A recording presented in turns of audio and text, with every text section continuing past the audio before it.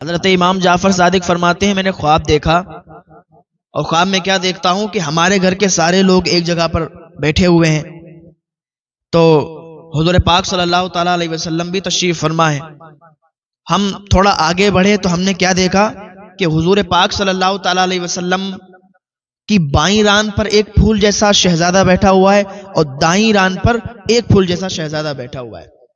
تو کہتے ہیں میں نے پوچھا یا رسول اللہ صلی اللہ علیہ وسلم، یہ آپ کی دونوں رانوں پر، دونوں جانگوں پر یہ کون پھول جیسے شہزادے ہیں؟ تو حضور پاک صلی اللہ تعالیٰ علیہ وسلم فرماتے ہیں کہ جعفر، یہ جو بائیں ران پر شہزادہ بیٹھا ہے، جب یہ پیدا ہوگا تو دنیا اسی کو صابر کلیری کے نام سے جانے گی، دنیا اسی کو صابر کلیری کے نام سے جانے گی۔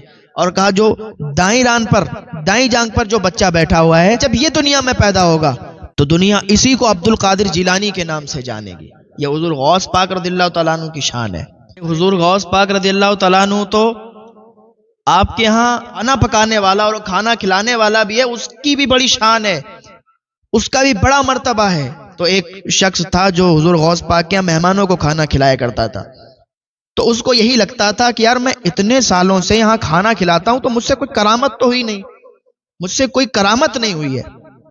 تو سوچ رہا تھا، تو ایک دن حضور غوث پاک کے یہاں دو ولی آئے، اس نے ان دونوں کو کھانا کھلایا۔ حضور غوث پاک رضی اللہ تعالیٰ عنہ سے ان دونوں نے ملاقات کی، ملاقات کرنے کے بعد وہ جانے لگے تو اس نے دامن پکڑ لیا، کہنے لگا آپ دونوں اللہ کے ولی ہیں، آپ مجھے اپنے ساتھ رکھ لو۔ وہ دونوں کہنے لگے دیکھو ہمارے ساتھ رہنے کے بھی کچھ رول، کچھ قاعدے ہیں۔ کہا کیا ہے؟ کہا دیکھو ہم زیادہ بھوک لگنے پر کھاتے ہیں اور دن میں ایک ہی بار کھانا کھاتے ہیں، اور ہمارے پاس کوئی کھانے کا سادھن نہیں ہے، کوئی کھانے کا سامان نہیں ہے۔ جب ہمیں بھوک لگتی ہے تو ہم ایک بار اللہ رب العزت کی بارگاہ میں دعا کرتے ہیں، آسمان سے کھانا اتر جاتا ہے۔ اس نے کہا ٹھیک ہے، چل دیا ساتھ میں۔ یہ دونوں اللہ کے ولی چلنے لگے، چلتے رہے چلتے رہے، جب کافی چل گئے تو اس کو بھوک لگی۔ اب اس نے کہا کہ دیکھیے ہمیں تو بھوک لگ رہی ہے، ہمیں کھانے کی ضرورت ہے۔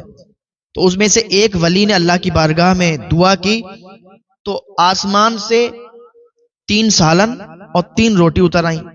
تینوں لوگوں نے وہ 3 سالن اور 3 روٹیوں سے وہ اپنا پیٹ بھر لیا، گزارا کر لیا اور چلنے لگے۔ پھر چلتے رہے چلتے رہے، جب کافی دور گزر گیا، کافی دور چلے گئے، پھر اسے بھوک لگی۔ پھر اس نے کہا کہ مجھے بھوک لگ رہی ہے۔ دوسرے والا جو اللہ کا ولی تھا اس نے اللہ کی بارگاہ میں دعا کی، آسمان سے وہی 3 سالن 3 روٹی اتر آئے۔ ان تینوں نے کھانا کھا لیا اور پھر چلنے لگے۔ اب چلتے رہے جب کافی چلے گئے، اور تقریباً جب 1-2 دن گزر گئے، کیونکہ ایک دن پہلے والے نے، دوسرے والے نے، اب جب تیسرا دن ہوا تو اسے بھوک لگی، کیونکہ جب ایک ٹائم کوئی کھانا کھائے گا تو پھر اسے بھوک تو ظاہر سی بات ہے کہ پھر چلے گا تو بھوک لگے گی۔ اسے بھوک لگی۔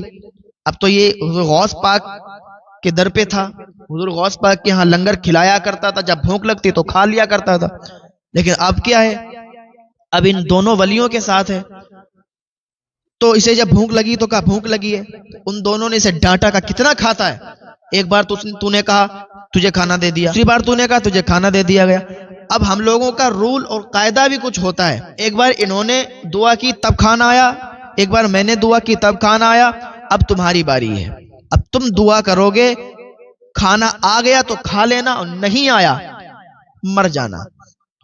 ہم لوگ اب دعا نہیں کریں گے اور ہم لوگ کھانا نہیں منگائیں گے۔ اب اس نے کہا یار یہ کیا معاملہ ہے؟ اب تو حضور غوث پاک کی یاد آ گئی، حضور غوث پاک کا در یاد آ گیا کہ یار وہاں تو ہم خود کھانا کھلاتے تھے، جو بھی آتا تھا کھانا کھلاتے تھے، جو بھی آتا تھا اس کو ہم کھانا کھلاتے تھے، ہمیں بھوک لگتی تھی تو ہم کھاتے تھے، لیکن یہاں تو معاملہ کچھ الگ ہو گیا۔ اب اسے یاد آنے لگی حضور غوث پاک کا در چھوڑنا نہیں چاہیے تھا۔ اس نے کہا اب کیا کریں تو کیا کریں؟ اللہ کی بارگاہ میں ہاتھ اٹھا دیے، ہاتھ اٹھائے، ابھی دعا پوری نہیں ہو پائی تھی کہ جو 2 ولی ساتھ میں، تو کیا دیکھتے ہیں کہ ان دونوں ولیوں نے جب دعا مانگی تو 3 سالن 3 روٹی آئیں، لیکن جب اس نے دعا مانگی تو 6 سالن اور 6 روٹی آئیں۔ ان لوگوں نے دعا مانگی تھی 3 سالن 3 روٹی اتر رہے تھے، لیکن جب اس نے دعا مانگی تو 6 سالن اور 6 روٹی اتری۔ اب اس نے جب دیکھا کہ ارے ہم سے کرامت ہو گئی، 6 سالن اور 6 روٹی اتر آئیں۔ اب یہ جو 2 اللہ کے ولی ساتھ میں تھے یہ بھی بالکل حیران رہ گئے کہ ارے بھائی تم تو ہم سے بھی آگے نکل گئے، تم کہتے تھے ہم سے کوئی کرامت نہیں ہوتی، تم کہتے تھے ہم کوئی ولی نہیں، تم تو بہت اعلیٰ ولی ہو، ہم لوگ دعا مانگتے تو 3 سالن 3 روٹی آتی ہیں، تم نے دعا مانگی تو 6 سالن 6 روٹی اترے، اور تم کہتے ہو کہ تم ولی نہیں، معاملہ کیا ہے؟ کہا مجھے یہ بتائیے آپ لوگ جب اللہ کی بارگاہ میں دعا کرتے ہیں تو کیسے مانگتے ہیں جو تمہارے لیے 3 سالن 3 روٹی اترتی ہیں؟ کہا ہم جو دعا کرتے ہیں ہم حضور غوث پاک رضی اللہ تعالیٰ عنہ کے در پہ جو کھانا کھلانے والا ہے، جو ان کا غلام ہے، ہم اس کے صدقے سے اللہ تعالیٰ سے دعا کرتے ہیں تب کھانا اترتا ہے۔ ہم حضور غوث پاک کے اس کھانا کھلانے والے غلام کے صدقے سے کھانا مانگتے ہیں تب آسمان سے کھانا اترتا ہے۔ تو وہ دونوں اللہ کے ولی کہنے لگے کہ تم نے کیا مانگا، تم نے کس طریقے سے دعا کی؟ کہا ہم نے حضور غوث پاک کا نام لے کے دعا کی۔ تمہیں معلوم ہے وہ جو کھانا کھلانے والا ہے وہ کون ہے؟ کہا کون ہے؟ کہا وہ جو کھانا کھلانے والا ہے جس کے صدقے سے آسمان سے کھانا اترتا ہے وہ کوئی اور نہیں بلکہ میں ہی تو ہوں، میں تمہارے ساتھ، میرے صدقے سے تم 3 سالن 3 روٹی اترواتے۔ اور جب میں نے دعا مانگی تو حضور غوث پاک کا نام لیا، حضور غوث پاک کے صدقے سے مانگی۔ مجھے یہ لگتا تھا مجھ سے کوئی کرامت نہیں ہوتی ہے، لیکن آج مجھے معلوم چلا کہ حضور غوث پاک کی شان کیا ہے، حضور غوث پاک کا مرتبہ کیا ہے۔ تو یہ شان ہے حضور غوث پاک کے غلاموں کی، حضور غوث پاک کے ہاں کام کرنے والے، دوسروں کو لنگر کھلانے والوں کی یہ شان ہے، تو پھر حضور غوث پاک کی شان کا عالم کیا ہوگا؟ یہ شان خدمت گاروں کی، سرکار کا عالم کیا ہوگا؟